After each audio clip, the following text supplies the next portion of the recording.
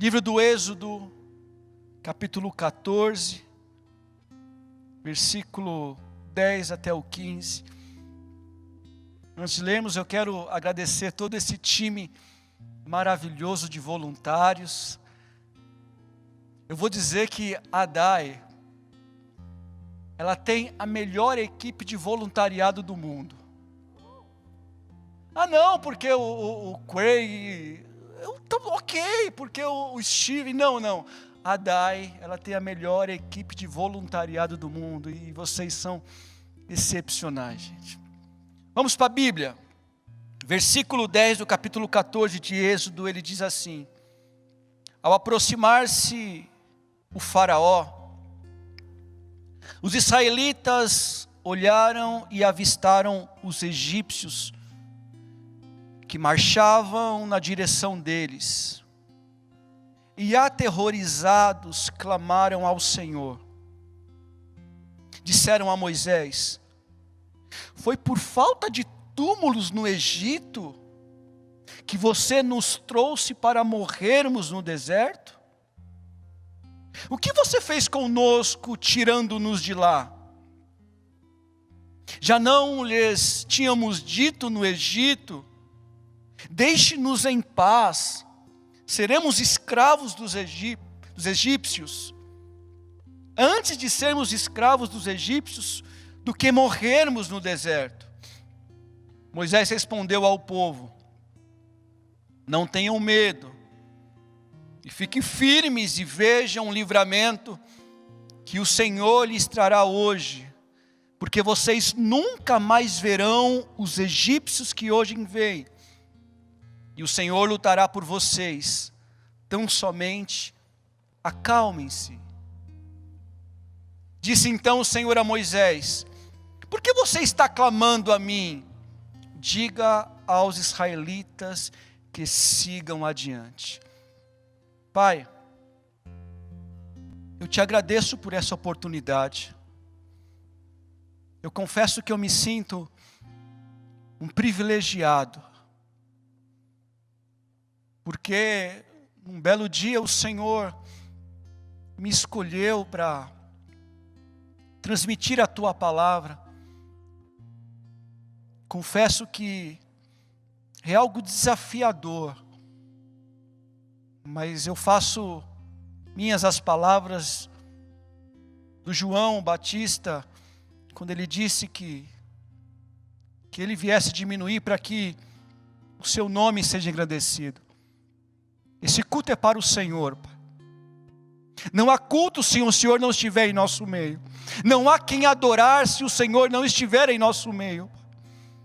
Fale conosco nesta noite que, mais uma vez, Pai, nós venhamos ser apenas instrumento em Tuas mãos.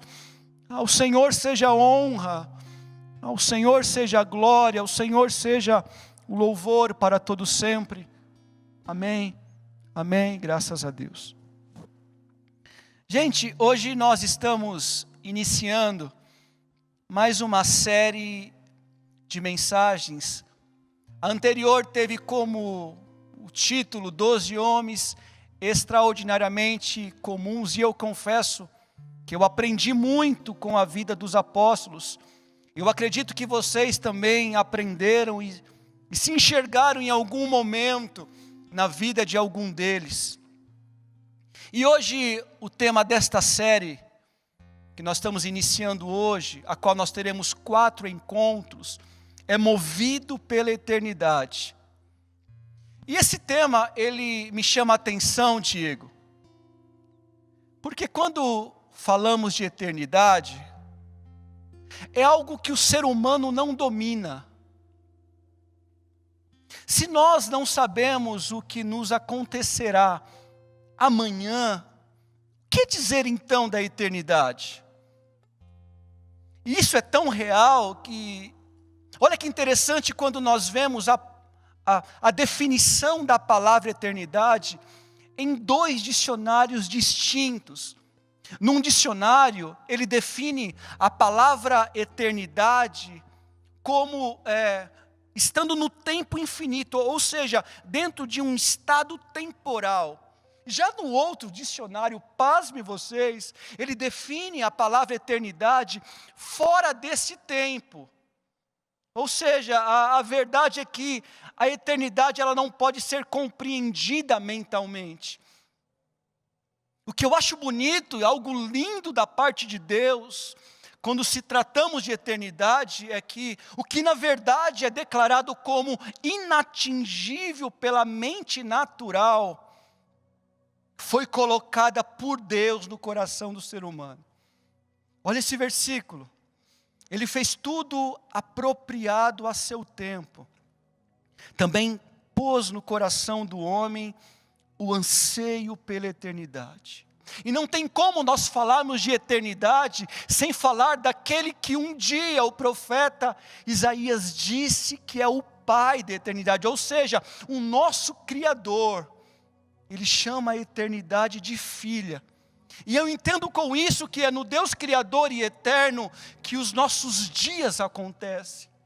Eu entendo com isso que é no Criador, no Deus Eterno, que os nossos meses acontecem. É no Deus Criador e Eterno que os nossos anos acontecem. Se o nosso ontem existiu, foi por causa dele, amém? Se o nosso hoje está até então existindo, também é por causa dele, amém? O nosso amanhã e o nosso porvir pertence a ele. Se a eternidade existe, sabemos que ele, o Deus Criador, é o grande arquiteto. E nós precisamos ser movidos por essa verdade. E eu peço a atenção de todos vocês neste momento aqui. Nós precisamos ser movidos por um propósito maior do que aquilo que propriamente nós estamos vendo e vivendo. Vou repetir. Nós precisamos ser movidos por um propósito maior do que aquilo que propriamente nós estamos vendo e vivendo. Porque se não for assim, a gente sucumbe. A gente deixa tudo para trás.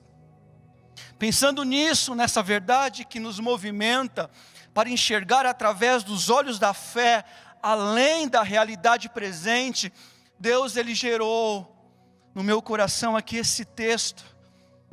O texto que nós lemos no início, ele está inserido dentro de um contexto de umas das histórias mais fantásticas da Bíblia, e uma das mais significativas para o povo judeu.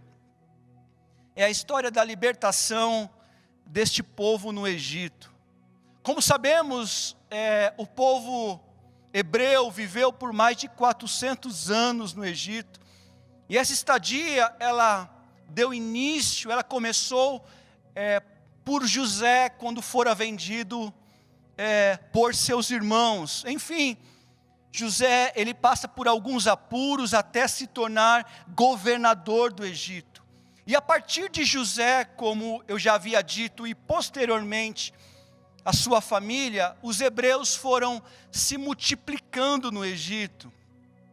Passado algum tempo, a Bíblia nos diz que um novo rei assume o trono no Egito. Vamos ler. Então subiu ao trono do Egito um novo rei, que nada sabia sobre José. Disse ele ao seu povo: vejam, o povo israelita é agora numeroso e mais forte que nós. Temos de agir com astúcia, para que não se tornem ainda mais numerosos, e no caso de guerra, aliem-se aos nossos inimigos, e lutem contra nós, e fujam do país. Estabeleceram, pois, sobre eles chefes de trabalhos forçados para os oprimir com tarefas pesadas. E assim os israelitas construíram para o faraó as cidades celeiros de Pitom e Ramassés. Todavia, quanto mais eram oprimidos, mais numerosos se tornavam e mais se espalhavam. Por isso, os egípcios passaram a temer os israelitas e os sujeitaram à cruel escravidão. Enfim, gente, é dentro desse contexto que Moisés nasce. E muita coisa ocorre desde o seu nascimento. Como sabemos, Moisés foi criado no Egito.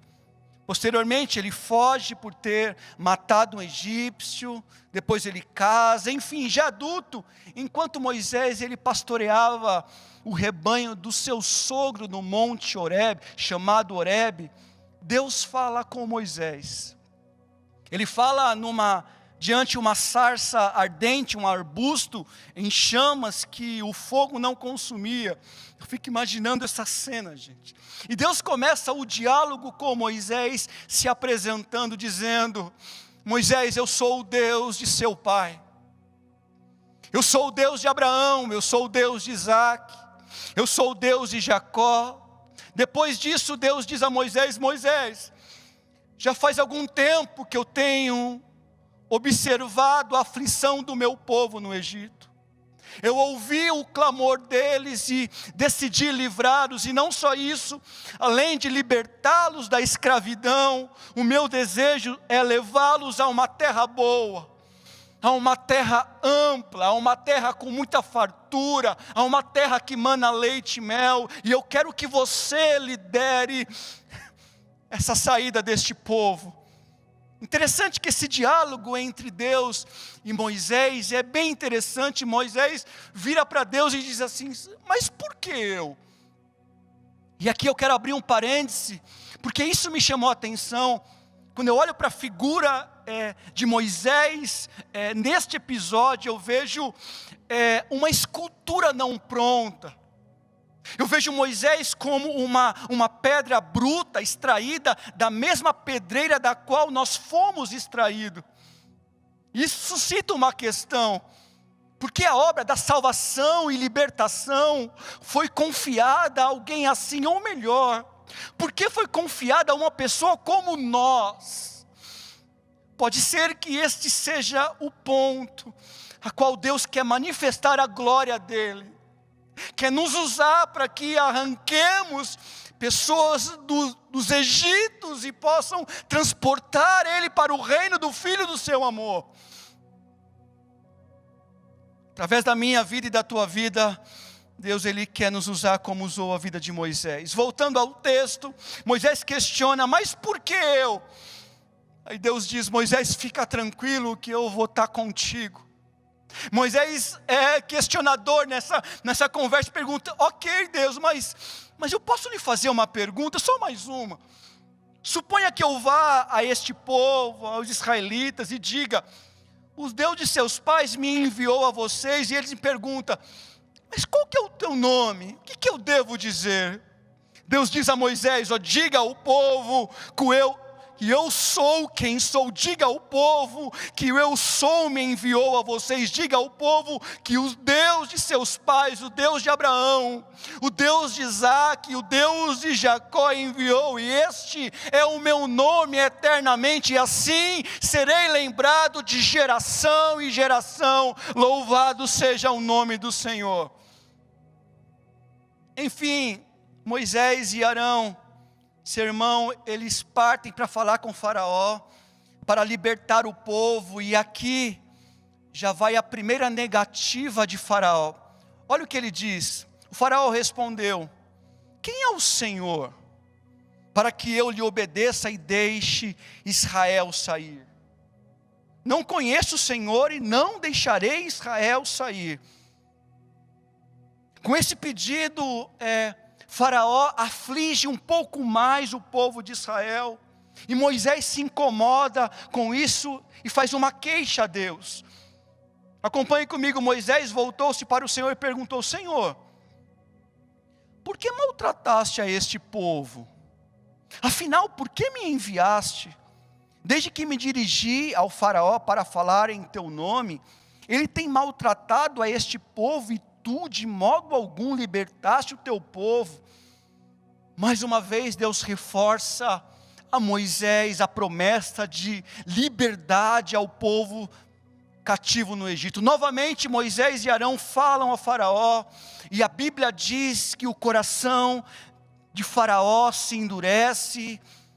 Deus envia as 10 pragas no Egito, enfim, o povo é liberto da opressão no Egito, enfim, o êxodo acontece, a saída do povo acontece do Egito e tem início. Acompanhe comigo a leitura. Na mesma noite, o faraó mandou chamar Moisés e Arão, e lhe disse: saiam imediatamente do meio do meu povo. Vocês e os israelitas vão prestar culto ao Senhor como vocês pediram. Levem os seus rebanhos como tinham dito e abençoe a mim também. Finalmente, depois de 430 anos, o povo pôde deixar o Egito. E eu fiquei imaginando, 430 anos, quantas gerações passaram, escravizadas no Egito. Enfim, entrando no capítulo 14, algo interessante, que o trajeto, como medida de segurança de Deus, foi alterado para uma rota mais longa e segura, fazendo o povo rodear pelo caminho do deserto, perto do Mar Vermelho. Interessante algo aqui, que o narrador dedica bastante atenção à presença contínua de Deus com o seu povo. Isso é fantástico, Léo. A Bíblia diz que através da coluna de fogo, ou seja, durante a noite, Deus estava presente. A Bíblia diz que através da coluna de nuvem, durante o dia, Deus estava presente. Isso indica um relacionamento especial que Deus tinha com o teu povo. Enfim, embora Faraó tivesse deixado o povo ir, houve uma mudança de ideia, e ele decide perseguir o povo com seus carros, com seus cavalos e com todo o seu exército. E no texto que lemos no início, diz que com a chegada de Faraó próximo aos israelitas, a chegada de Faraó com seu exército, o povo ficou atemorizado. E olha o que o povo que Deus arrancou com mão forte do Egito disse, até num tom irônico: foi por falta de túmulos no Egito que vocês nos trouxe para morrermos no deserto? O que você fez conosco, tirando-nos de lá? Já não lhe tínhamos dito no Egito: deixe-nos em paz, seremos escravos dos egípcios, antes de sermos escravos dos egípcios do que morrer no deserto. Agora, será que foi para esse propósito a qual Deus tirou esse povo do Egito? Será que Deus tinha um desejo de que eles permanecessem escravos no Egito ou morressem no deserto? E agora é interessante que é neste momento que é necessário uma liderança lúcida.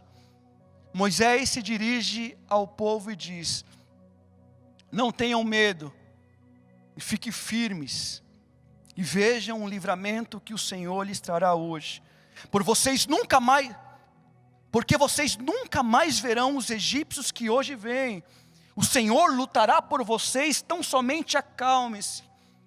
Moisés sabia que foi uma ação de Deus que tinha libertado esse povo da escravidão, e que havia uma promessa bem anterior a ele, uma promessa de uma terra prometida para o povo de Israel, e ele baseou a tua ação, a tua confiança diante a esta promessa.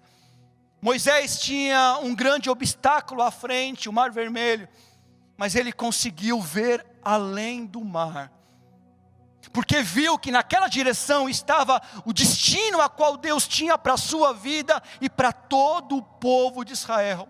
Então Deus diz a Moisés: Moisés, por que clamas a mim?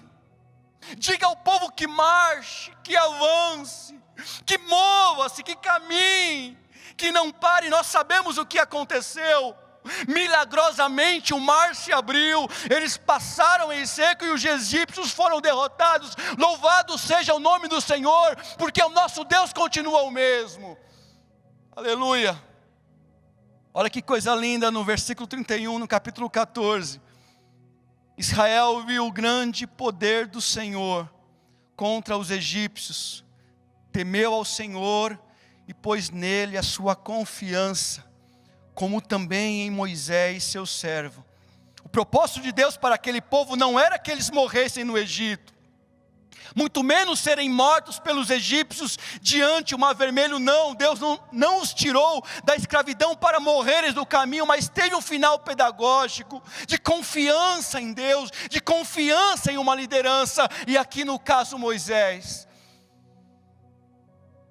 Gente, se nós olharmos bem para esse texto, nós vamos perceber que os israelitas, na sua atitude inicial, são um protótipo de muitos de nós.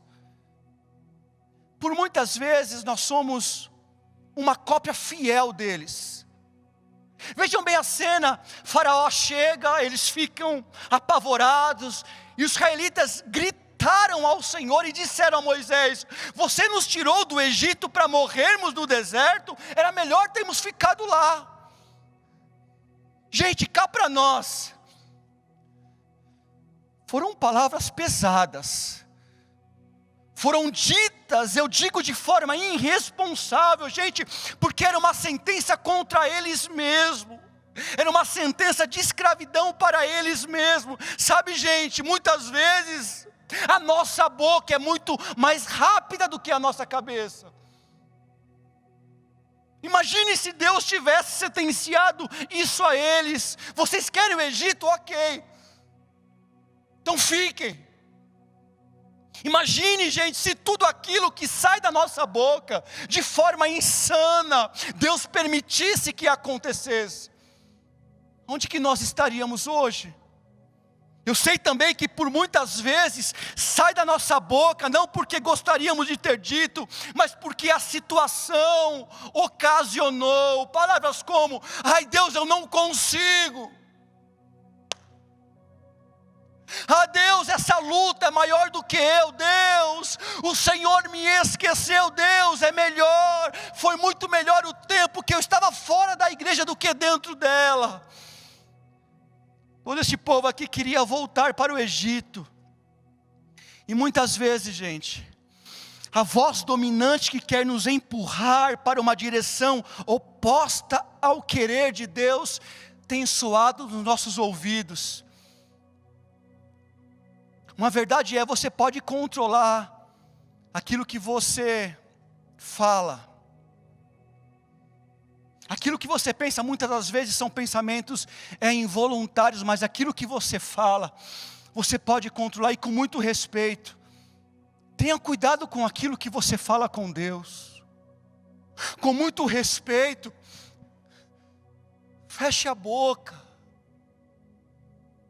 Com muito respeito a todos vocês que estão me assistindo, pense um pouco antes de falar, porque você pode estar sentenciando algo ruim na tua vida, e por misericórdia e graça de Deus, Deus não cumpriu com aquilo que o povo do Egito pediu.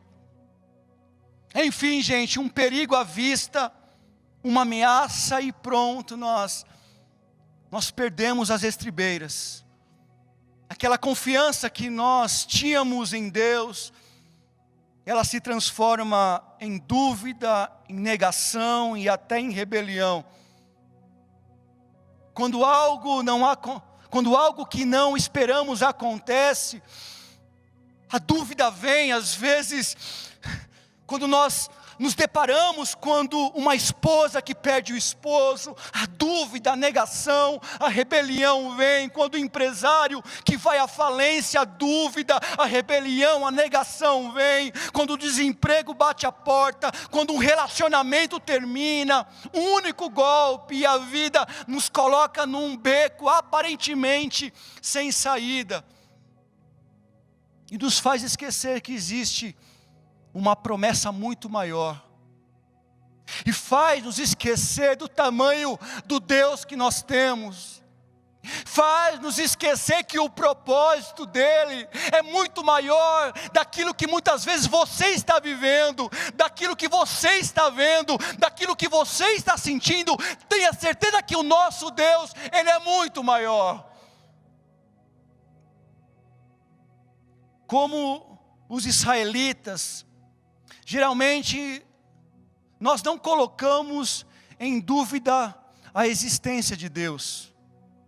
O que colocamos em dúvida muitas vezes é o seu poder e a capacidade de interferir e de nos ajudar. O que colocamos em dúvida muitas vezes é que se Deus, será que Ele pode mudar essa situação? O que colocamos em dúvidas muitas vezes em situações adversas é: será que Deus pode abrir a porta? Será que Deus pode curar? Será que Deus pode trazer de volta? Eu sei que Ele existe, mas será que Ele pode transformar essa situação? Ele pode. E lá no fundo, nós chegamos à desesperadora convicção que muitas vezes esse negócio de Deus pode ser muito bom e bonito.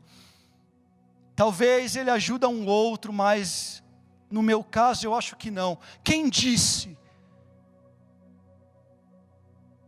Agora, o que tem te feito parar? Nessa noite nós precisamos sair daqui entendendo, amigos presentes, pastores, vamos entender que a saída do Egito é apenas o começo de uma caminhada com Deus. Você aceitou a Jesus, se ingressou numa igreja, participa até de um ministério, e você pensa que está tudo resolvido, mas não, meu amigo. Mas não, minha amiga, apenas começou. Tem etapas que é preciso nós percorrermos, a entender que o ponto de partida é quando saímos do Egito, e o ponto final é a Canaã que Ele nos prometeu. O ponto final é a Nova Jerusalém, que já está prometida a nós, ao teu povo. Enquanto isso, haverá o Mar Vermelho. Porém, se nós confiarmos naquele que prometeu, se nós nos posicionarmos com a fé que Moisés teve, pode ter a certeza que o mar será aberto para a glória e louvor do nome dEle. Gente, haverá perseguições. Sim, desculpa te avisar, mas no caminho do Egito, onde Deus te tirou para Canaã, haverá deserto. Pode até haver falta de pão, mas pode ter a certeza que no tempo oportuno, ainda que for do céu, Deus vai mandar o pão para a glória do nome dEle, amém? Sabe para que tudo isso, gente? Para que nós possamos, cristãos, servos dEle, criar raízes profundas nele. Somos crentes muitas vezes infantilizados. Tem um termo que fala que é Nutella. Primeiro mar da nossa frente, o primeiro exército atrás, a gente já quer sucumbir à fé, não. Mas é melhor quando eu estava lá, não. A promessa dele continua a mesma. O nosso grande desafio como igreja é que nós possamos ver não apenas o imediato, mas o propósito. Não deixe que as decisões que você toma sejam apenas determinadas pelo imediato, mas por aquele que é eterno. Uma coisa você pode ter a certeza, e eu garanto para você: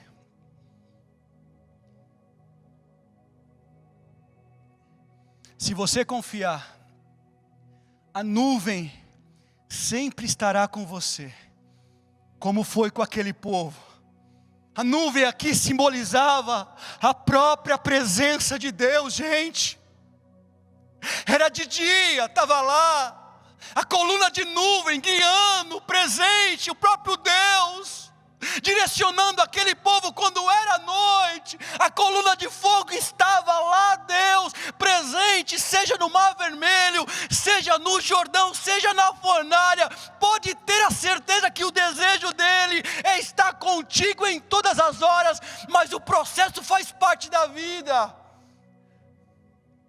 Não dá para chegar na Canaã que Ele nos prometeu, não dá para chegar na Nova Jerusalém que Ele nos prometeu, sem passar por os processos, não tem como. Por isso que a força motriz que tem que te mover é a palavra do Eterno. Apenas confie, apenas obedeça, que Ele, pode ter certeza que Ele vai estar contigo. Moisés, ele viu além dos obstáculos. E eu E eu pergunto a você que está me assistindo, o que você tem visto? Qual tem sido a tua fala que sai da tua boca para Deus? Será que você tem visto como Moisés viu? Não o mar vermelho, não os egípcios atrás, mas ele viu muito além do mar. A maioria considerava impossível sair daquela situação em que o povo se encontrava, mas Moisés teve a coragem de tocar nas águas do Mar Vermelho. E a questão aqui não é ser corajoso, e sim ter confiança na voz de Deus. Para os israelitas, o que ocorreu naquele dia foi o fundamento. Como nós vemos no versículo 31 do capítulo 14, foi o fundamento, foi a base para a sua relação com Deus. Desde então, eles viram o agir de Deus e confiaram. Também para nós, cristãos, existe naquele dia. Qual foi o seu naquele dia? Aonde você viu a mão de Deus estendida? Quem sabe, se esse é o teu desejo, quem sabe hoje pode ser um dia a qual Deus deseja marcar a história da tua vida, da tua família. Deus num determinado dia entrou na história de homens e mudou o rumo dos acontecimentos. É esse o Deus que peleja por nós. Quem sabe hoje pode ser o seu dia, a qual Deus preparou para mudar esse cativeiro. Louvado seja o nome dEle. Quando eu estou encerrando, quando eu olho para a Bíblia, ela está cheia de histórias improváveis. Como eu amo a Bíblia, como eu amo esse Deus da Bíblia. Quando eu vejo a mão de Deus realizar, quem sabe a próxima história improvável, aquilo que ninguém está acreditando, aquilo que por vez a medicina disse que não, que o juiz já deu a sentença, que o marido disse não, que a esposa disse não, quem disse que essas histórias improváveis, o Deus, Criador e Eterno não possa mudar?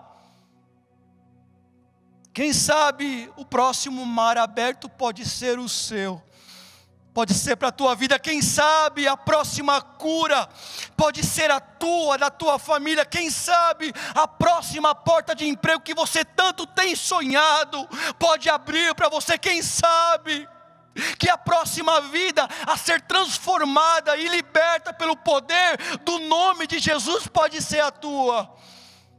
Apenas basta você confiar e crer. Eu concluo com um dos versículos mais desafiadores e esperançosos que eu conheço. Se a nossa esperança em Cristo se resume a essa vida, somos os mais miseráveis de todos os homens. Que sejamos movidos por essa eternidade. Eu queria orar pela tua vida. Pai de bondade, Pai de amor e de misericórdia. Pai, que nesta noite o Senhor possa nos fazer entender, Pai, que o melhor que o Senhor tem para nós não é no Egito. Que o melhor que o Senhor tem para nós é sermos movidos, Pai, por uma eternidade, por uma promessa, Pai, por uma palavra Tua, que nos conduz para algo que nós não estamos vendo, mas que nós, Pai, precisamos crer, Pai. Nos ensina, Pai, a confiar ainda que pareça distante, Pai. Nos ensina a confiar ainda que as barreiras, Pai, pareçam intransponíveis, Pai. Nos ensina a confiar, mesmo que todas as vozes como Moisés estava ouvindo, mesmo que todas as vozes, papai, possam dizer não, que nós possamos confiar em Ti. Pai, que diante aos Teus filhos nesta noite, o mar para a vida dele possa ser aberto. Pai, que diante, Pai, a Tua filha nesta noite, o Teu filho nesta noite, essa impossibilidade, que está chegando na cara do teu filho, o Senhor possa agir com graça e com misericórdia, Pai, e trazer, papai, aquilo que não existe, a existência. A tua palavra diz, Senhor, que para ti não há nada impossível. E se você crê nessa palavra, escreva no chat, amém. Amém. Louvado seja Deus por mais um culto. Muito obrigado por você ter estado com a gente. Espero que esse culto tenha te abençoado, tenha te edificado. Se você pode, compartilhe esse link com mais pessoas, com seus amigos, familiares. Eu creio que essa mensagem também pode abençoar outras pessoas. E se você também deseja contribuir para que esse projeto online permaneça, continue, faça isso tomando nota das informações que estão aí na sua tela. Que Deus te abençoe e até o próximo culto. Valeu!